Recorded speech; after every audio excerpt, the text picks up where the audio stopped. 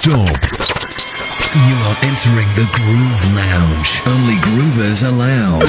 Are you going to feel my groove? Enter. 1 and 2 and 3 and 4 and 2, 3, 4. Well, everyone knows people always call my name.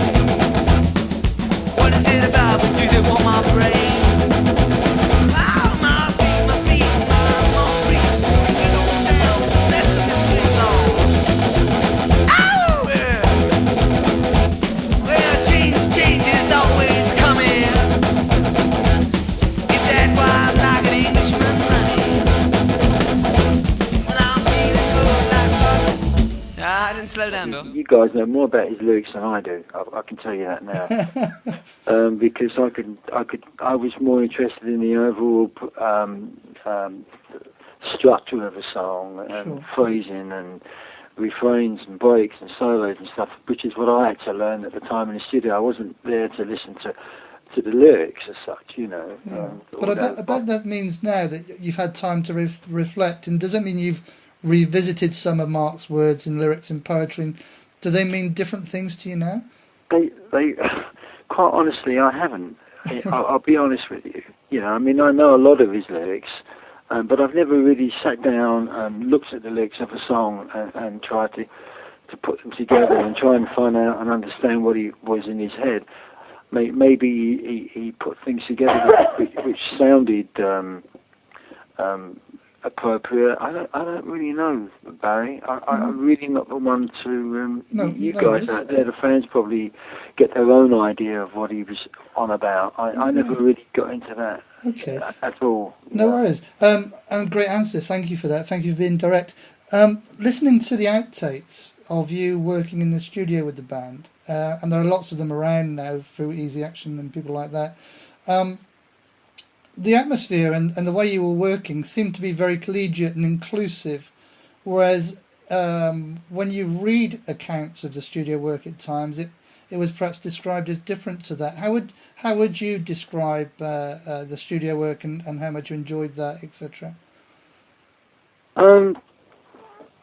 Well, Mark had a lot of stuff going on in his head at the time, and it was when we would go in the studio. Let's put it this way: we had no idea what we were going to do. Fantastic. I think Mark kept it to himself. It's not as though we all had demos to listen to and get the songs in our head. I mean, I've been told that Mark made many acoustic demos. Stuff that he later recorded. It did them at home, but we never got hold of them. I never. It was almost like he had his ideas, and when we was in the studio, we just had to fall into line and come up with what he wanted, without really ever having listened to the stuff beforehand. I mean, I used to go in the studio. I never knew what I was going to record half the time. We'd go in there and we would spend a bit of time standing around going through stuff, which is what we did. And as you know, that Mark was very prolific with his songwriting and his ideas, and they were spontaneous and they were good and they were powerful, which is great. There's something to be said for that, you know? It added to my frustration when, after we'd actually laid some tracks down and he was happy with them, I would go back and say, look, I come up with an idea for this or for that, and Mark would say, no, that's fine, that's great, that's, you know, and that was my frustration, you know, the fact that I probably come up with one or two ideas afterwards. Yeah, and you've done some remixes and things, haven't you, since, which are really quite interesting.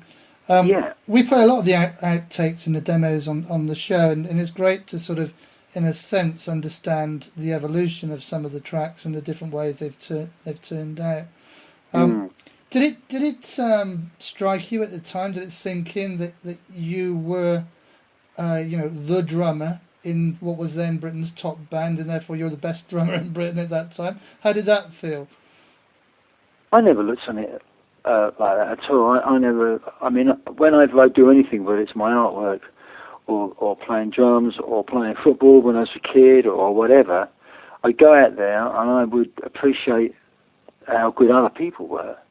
and I would try and learn from them by looking and listening. But I would never sort of have the audacity to think that I was the absolute best at anything, but I'd certainly go out there and give it my best. And it'd be great when people turn around and say, "Oh, that's really good. That's a nice piece of artwork.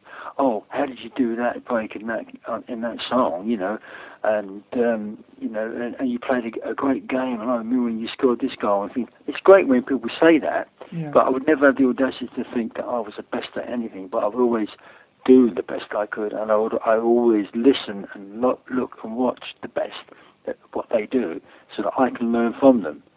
And that's still my attitude, you know. Even with all that stuff behind me, you're only as good as your last gig, as it were, you know. But it's good to look back and reflect and learn from what you do. And yeah, sure, you know your value and you know your worth of what you do.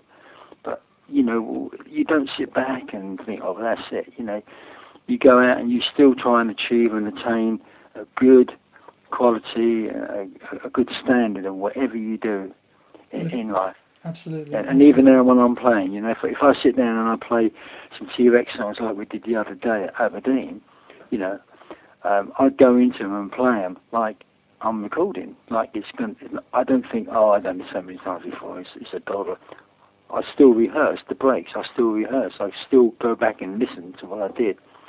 And that's always been my attitude, and it always will be. It's a fantastic mantra to an ethos to live by for anybody, I guess.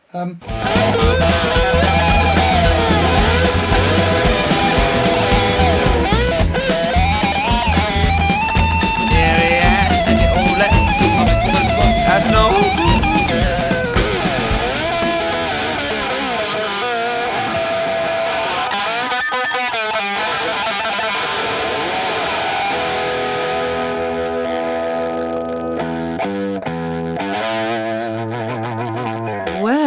You can bump and grind 'cause it's good for your mind.